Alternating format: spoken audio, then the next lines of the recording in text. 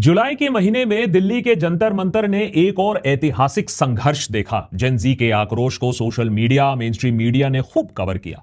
अंत में education minister Dharmendra Pradhan Modi मंत्रिमंडल के पहले कैबिनेट मंत्री बने 12 सालों में, जिन्होंने पब्लिक प्रेशर के चलते इस्तीफा दिया। लेकिन उसी समय देश के अलग अलग हिस्सों में अलग अलग आंदोलन चल रहे थे, जिन्हें सोशल मीडिया कवर ना कर पाई और ना मेन स्ट्रीम मीडिया ने कवर करने की इच्छा दिखाई। रांची में जेपीएससी एग्जाम में इर्रेगुलरिटीज के खिलाफ स्टूडेंट्स ने मोर्चा खोल दिया। एमपी में नदी के किनारे आदिवासी महिलाएं जल सत्याग्रह कर रही थी। भोपाल में हजारों किसान अपना बोरिया बिस्तर बांधकर मुख्यमंत्री के आवास की तरफ कूच कर रहे थे। देहरादून में लोग साल के पेड़ को गले लगाकर खड़े थे ताकि उनके जंगल बच जाएं। पंजाब में सैनिटेशन वर्कर्स के ऊपर लाठीचार्ज हो रहा था और असम में काजीरंगा के पास 5 स्टार होटल बनाने के विरोध कर रहे एक्टिविस्ट पर एनएसए लगाया जा रहा था।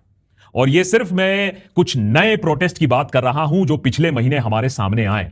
भूलिए मत कि हमारे देश में वैसे में ही नौकरी, पानी, बिजली, जमीन मुआवजा, एमएसपी को लेकर विरोध प्रदर्शन होते आए हैं। लेकिन सरकार ने पिछले कुछ सालों में किसी भी आवाज उठाने वाले को एंटी नेशनल घोषित करने में सरकार कामयाब रही है। चाहे वो आवाज जेएनयू से आए, चाहे जंतर मंतर से आए, या फिर झुमरी तलैया से। प्रोटेस्ट करना, उसमें जाना, उसका समर्थन तक करना अनुकूल सा बन गया था। लोग भी मूर्ख बन गए। धर्म, राष्ट्रवाद के नारों के बीच में वो चुप से रह गए। लेकिन अब ये चुप्पी टूट रही है। देश की खस्ता आर्थिक हालत, पेपर लीक की बाढ़, एजुकेशन सिस्टम का टूटना, नौकरियों का सिकुड़ना, किसानों की लाचारी सबको सड़क पर ला चुकी है। और जवाब सभी से मांगे जाएंगे, चाहे वो बीजेपी हो या कांग्रेस हो, जेएमएम हो या फिर आम आदमी पार्टी हो। हम भूल जाते हैं कि हमारा देश प्रदर्शन और आंदोलन के आग में झुलस कर ही बना था, तभी जाकर हमें इंडिपेंडेंस मिली थी। चाहे वो क्विट इंडिया हो या नॉन कॉपरेशन मूवमेंट हो, ये एंटी नेशनल नहीं हुआ करता था, यही देशभक्ति हुई करती थी।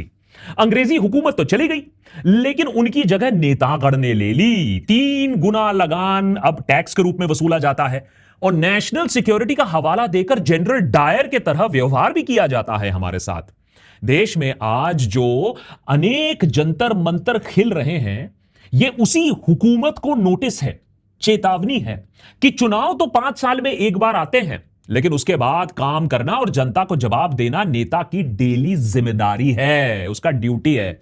अरे नेता भगवान नहीं है, सर्विस टेक्नीशियन है, जिसे हम 5 साल के लिए देश या कोई राज्य चलाने के लिए कॉन्ट्रैक्ट देते हैं। अगर काम सही नहीं हुआ, अगर चोरी चकारी हुई, तो नौकरी जा सकती है।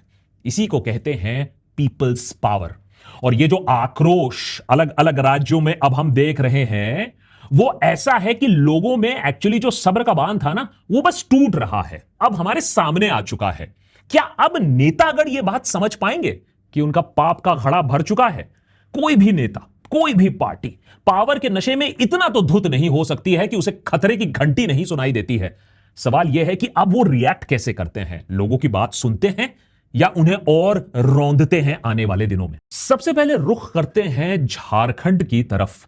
29 जुलाई से रांची के जयपाल सिंह मुंडा स्टेडियम में एक धरना प्रदर्शन चल रहा था। डिमांड सिंपल लेकिन गहरी है। झारखंड पब्लिक सर्विस कमीशन या जेपीएसई और झारखंड स्टाफ सिलेक्शन कमीशन या जेएसएससी, इसके जरिए होने वाली भर्तियों में पेपर लीक और भ्रष्टाचार का आरोप काफी टाइम से लगता आया है, लेकिन इस साल तो हद ही हो गई। जेपीएससी एग्जाम में कोई कैटेगरी वाइज कट ऑफ नहीं बताया गया, मेरिट लिस्ट पर कमीशन मेंबर्स के सिग्नेचर्स नहीं मिले, और सबसे बड़ा स्कैम तब हुआ जब एक ओएमआर शीट वायरल होने लगा इंटरनेट पर, जहां 48 क्वेश्चन अटेम्प्ट किए गए थे, लेकिन उस कैंडिडेट को सिलेक्ट कर लिया गया जबकि क्वालिफाइंग स्कोर ही 144 था। इसीलिए स्टूडेंट्स ने इस सिस्टम को अब बदलने के लिए सड़कों पर आने का फैसला किया। जंतर मंतर में स्टूडेंट्स ने ऐतिहासिक जीत जब हासिल की, तो झारखंड में भी स्टूडेंट्स का हौसला थोड़ा बढ़ा। उन्हें लगा कि अगर कॉकरोच जनता पार्टी केंद्र सरकार को झुका सकती है, तो वो कम से कम राज्य सरकार, जेएमएम सरकार के आगे अपनी बात तो रख ही सकती है। धीरे धीरे रांची में प्रोटेस्ट बढ़ने लगा। फाइनली प्रोटेस्ट के 8वें दिन स्टूडेंट लीडर देवेंद्र नाथ बहातो ने एक इंडेफिनेट हंगर स्ट्राइक शुरू कर दी। कुछ दिन बाद उनके साथ 5 और स्टूडेंट्स भी भूख हड़ताल पर बैठ गए। इसके बाद प्रोटेस्ट बढ़ता रह गया। हजारों बच्चे आज धूप, गर्मी, बारिश इस सब को झेलते हुए स्टेडियम के बाहर बैठे रहे, एक बेहतर कल की आशा में।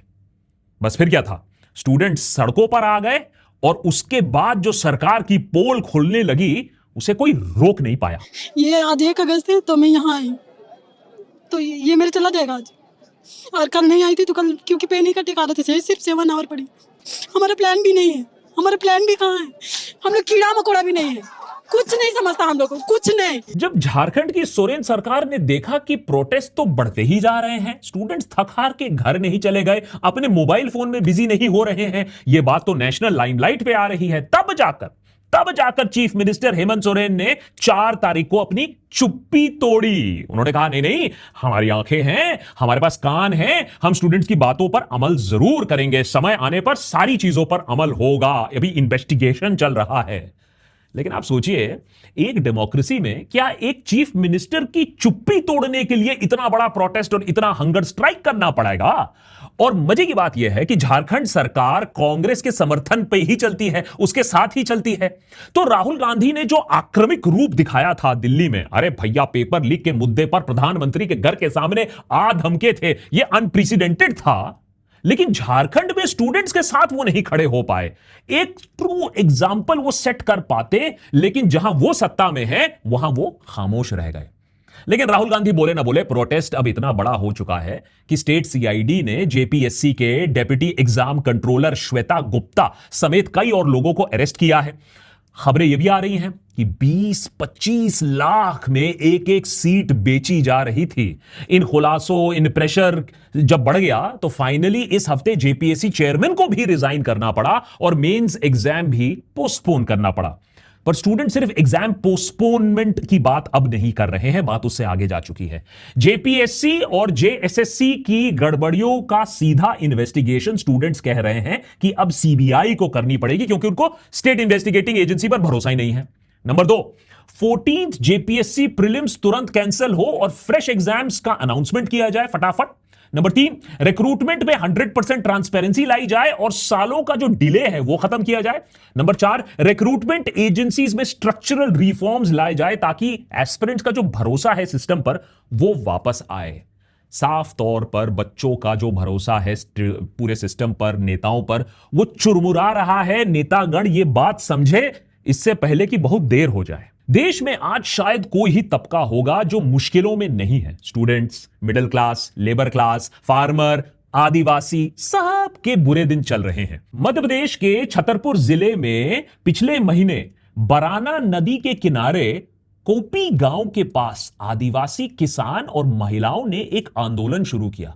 मुद्दा था केन बेतवा लिंक प्रोजेक्ट, जो देश का पहला रिवर इंटरलिंक प्रोजेक्ट है, जिसमें केन नदी का पानी बेतवा नदी में ट्रांसफर करने का पूरा प्लान है। इस प्रोजेक्ट के खिलाफ शुरू हुए आंदोलन ने एक काफी दिलचस्प रूप ले लिया। प्रोटेस्टर्स ने यहां कई तरीकों से सिंबॉलिक सत्याग्रह किया। जल सत्याग्रह यानी पानी में खड़े रहना, चिता सत्याग्रह यानी चिता लाश के तरह नदी किनारे लेट जाना, यहां तक कि फांसी सत्याग्रह।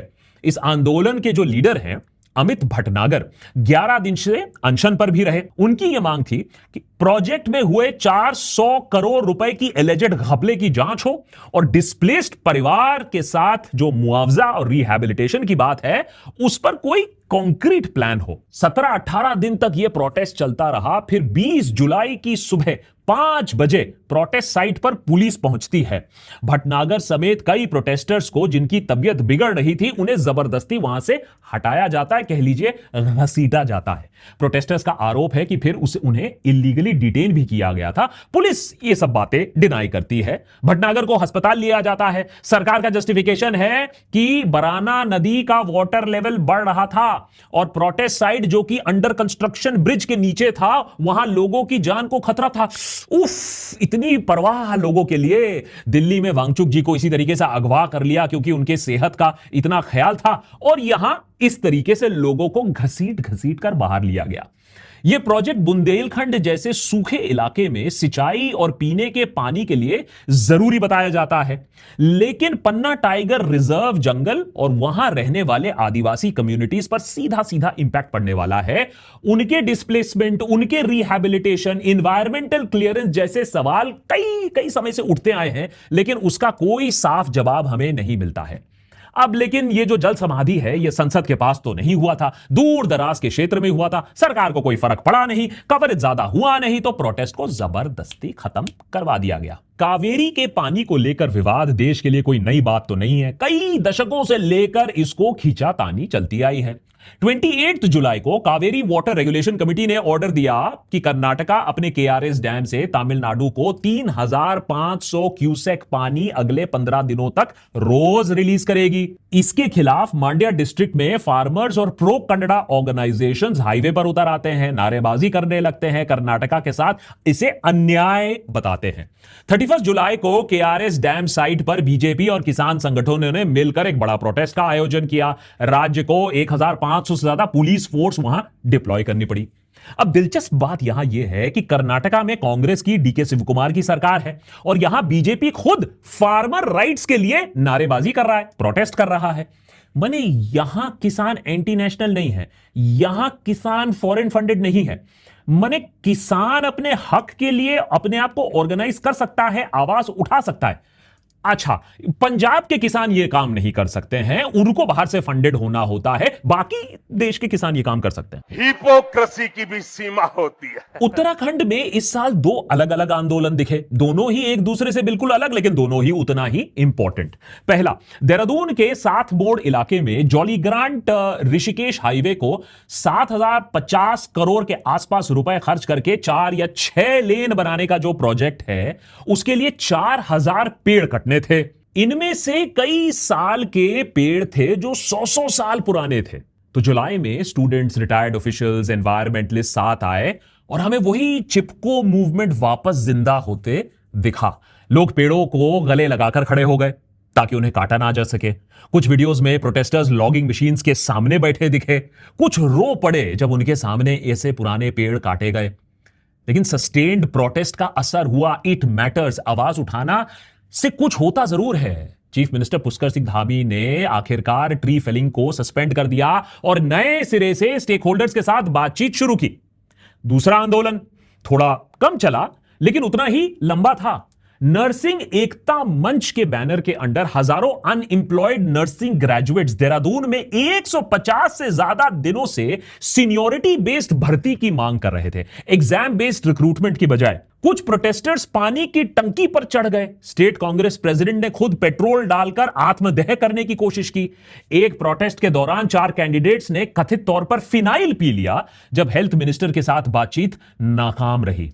दोनों केसेस में एक कॉमन चीज हमें दिखा, प्रोटेस्टर्स के पास ना कोई इंस्टाग्राम फेम था, ना कोई नेशनल मीडिया नैरेटिव था, ना कोई आईटी सेल था। बस अपनी जान की बाजी लगाकर वो अपनी मांगों के लिए खुद खड़े हुए थे, किसी के लिए रुके हुए नहीं थे। ऐसे ही न जाने कितने प्रोटेस्ट, अनशन पूरे देश भर में चल रहे हैं, हमें पता ही नहीं चल पाता है। देशभक्त पर अगर हम चाहें भी तो हम इन प्रोटेस्ट को कवर नहीं कर पाएंगे, क्योंकि हमारे पास उतना मैन पावर ही नहीं है।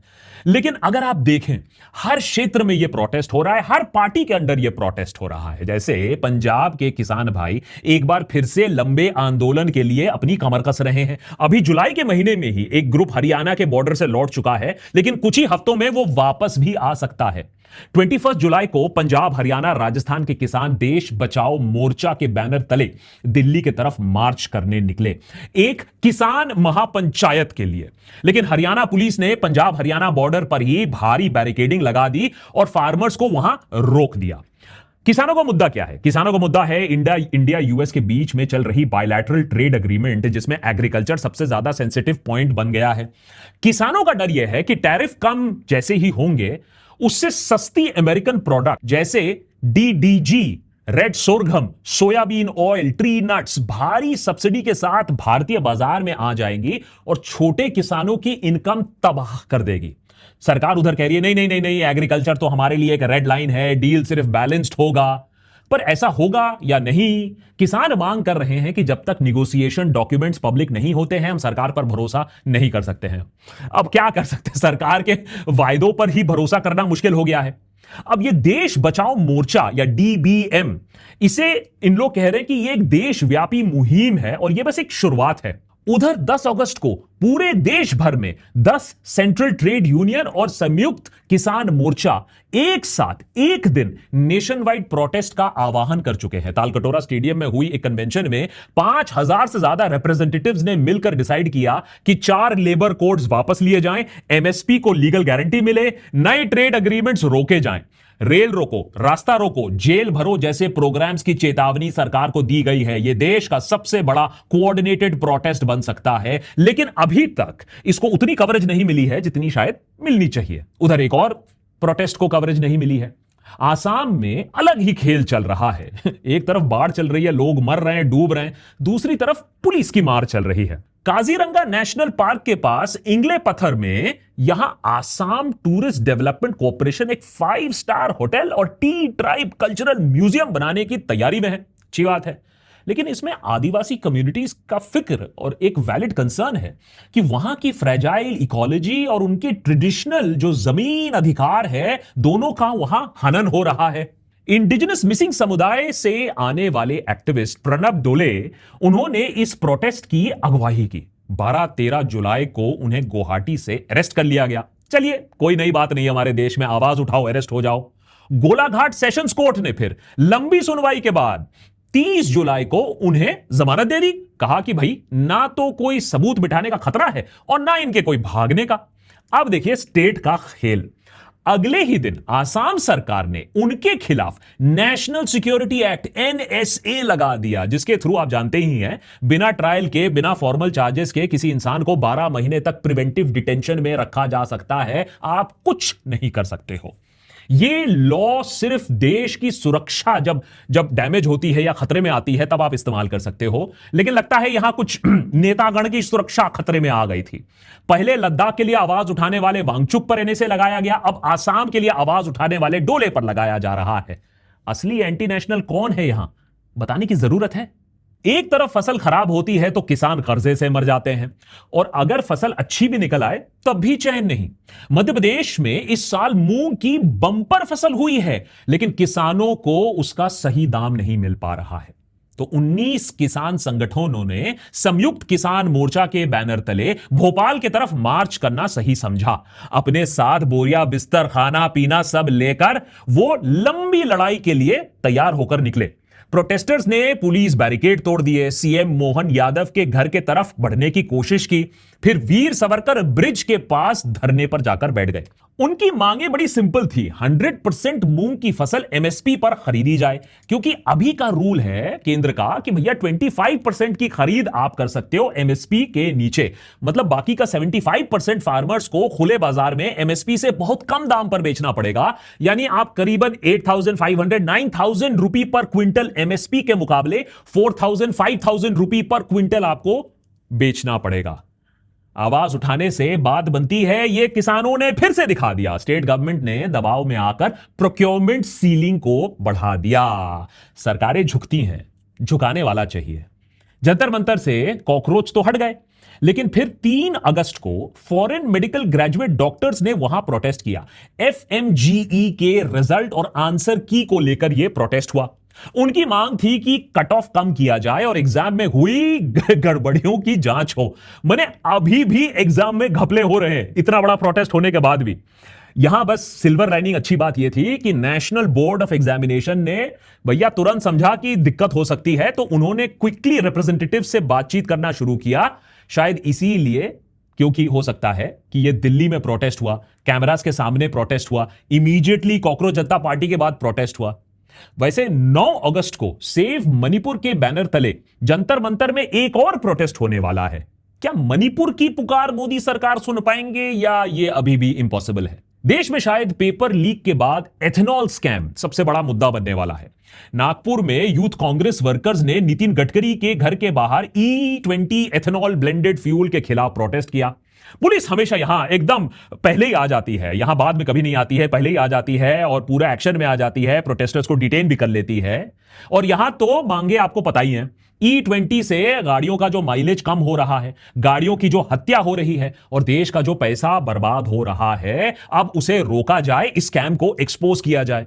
मैं फिर से कह रहा हूं, ये तो कुछ ही प्रोटेस्ट की हम यहां बात कर रहे हैं। देशभक्त पर हमारे पास आए दिन न कितने मेल्स आते हैं, ये मुद्दा कवर कर दो, हमारा प्रोटेस्ट हाईलाइट कर दो। लेकिन 8 लोगों की टीम के साथ, छोटे ऑफिस के साथ हमसे जो हो पाता है हम करने की कोशिश करते हैं। जितने सवाल पूछे जा सकते हैं हम पूछते हैं।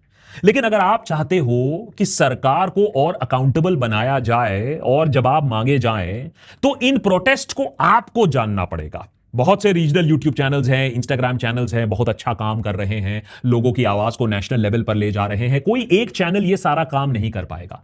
सवाल यह है कि सरकार इस ट्रेंड को समझती है या नहीं समझती है कि गोदी मीडिया और व्हाट्सएप प्रोपेगेंडा का काम अब नहीं चल पा रहा है। देश की असलियत लोगों को साफ साफ दिख रही है, लोग रेजिस्ट करना शुरू कर चुके हैं। और अगर हेकड़ी सरकार ने अपनी कम नहीं की तो मैं एक गारंटी जरूर दे सकता हूं कि सरकार की हेकड़ी तोड़ना लोगों को आता है, जनता को आता है, बहुत जल्द ऐसा होगा भी। जय हिंद।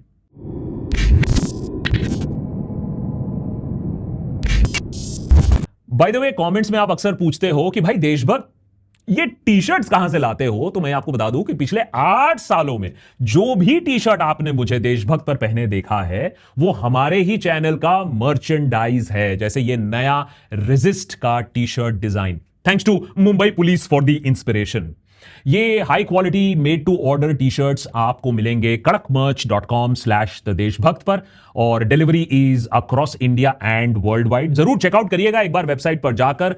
मोर episodes coming up, stay tuned.